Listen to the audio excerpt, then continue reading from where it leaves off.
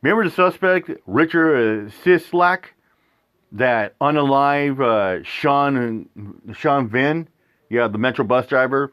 Well, Richard was eventually arrested. Well, now we got an update. His bail is now set at $5 million. That's right. Here it is. A King County Metro bus driver to death appeared in court this morning.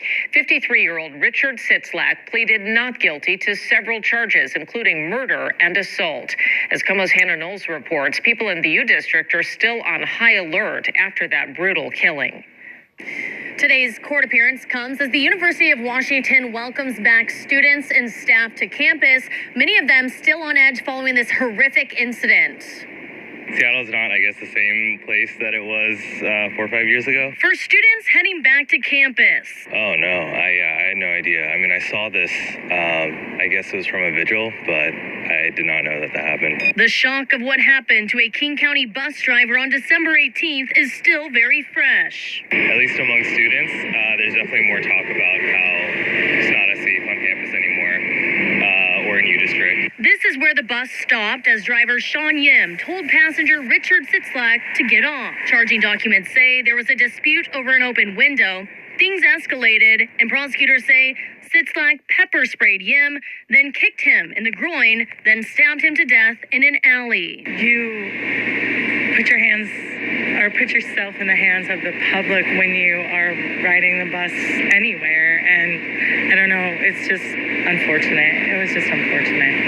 It's just scary. Appearing in court for the first time, prosecutors say Sitzlak has an extremely violent nature, calling Yim's death completely unnecessary. You were charged with murder in the first degree, specifically that you, Richard Sitzlak, in King County, Washington, on or about December 18th, 2024, with premeditated intent to cause the death of another person. A terrifying reality for riders who use public transit every day. Sure, if I ever feel uncomfortable, there's my bus right now. If I ever feel uncomfortable, I usually will get off the bus, wait for another one. But I have. You know what's funny was, I agree with her. That's exactly what happened to me, Bailey, and Glint. When Bailey was coming down for summertime back, I think it was late June. Yeah. We were getting an A-line, getting off the line, 560 Sound Transit. So we had to get the A-line because Bailey had to check in his hotel. And it was like not even real late. It was probably like 5:30, 5:40-ish. And some belligerent drunken, probably some pipe crackhead, just started hooting and hollering at us. I mean, normally I get in a bus, I'll start filming. I was in the back seat. Bailey had the one seat, and Glenn had the side seat where facing towards the door. And this guy just start hollering at us. You know, calling us the Three Musketeers, all this like that. You know, my friend Glenn he's gay. He's bi actually, but he has a transsexual a girlfriend, and I met his so-called chick. But it doesn't matter. I don't care about his lifestyle. You know, my friends are my friends. It doesn't matter. But you know, you just get these pipe heads, and it just got a point. We fell instead. We got off. We told the bus driver, and the thing about King County Metro is they have a policy. They can't really do nothing. If they get in dispute with the driver, like what happened with Shawn, he got in dispute with Richard, and guess what? It ultimately cost his life. That's why some drivers are so afraid to speak up, or just like that. So they just have no choice.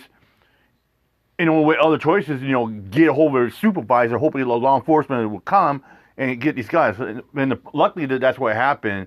When Richard was caught like that, the driver on the E-line recognized Richard, so he called the cops. So that's smart. That's the only option like that is like, as well as too, it's like that's why some people are so afraid. And it's like some people say when you're riding public transport, it's like kind of playing a game of chance. Al Morganley said as well. You're playing a game of Russian roulette with transit, and especially with certain lines or certain times as well too. So yeah, like I said, we had no choice to get off, but we ended up getting the next A line, and I've never really had much trouble with the A line at all. I mean, sometimes you ride certain routes. So like there are times I ride the E line, people get all hostile, like that, but never really happened to me. I've had people questioning me like, hey, what are you doing? What are you filming? But nothing nefarious until like until the guy started getting belligerent, like he was gonna. He started hollering on like that, and And I looked at the guy before I got off the bus. I said, man, you're one stupid crackhead clown.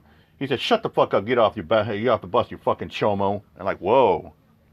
I had anything like that ever. Since the stabbing, the local transit union has called for additional protections for bus drivers.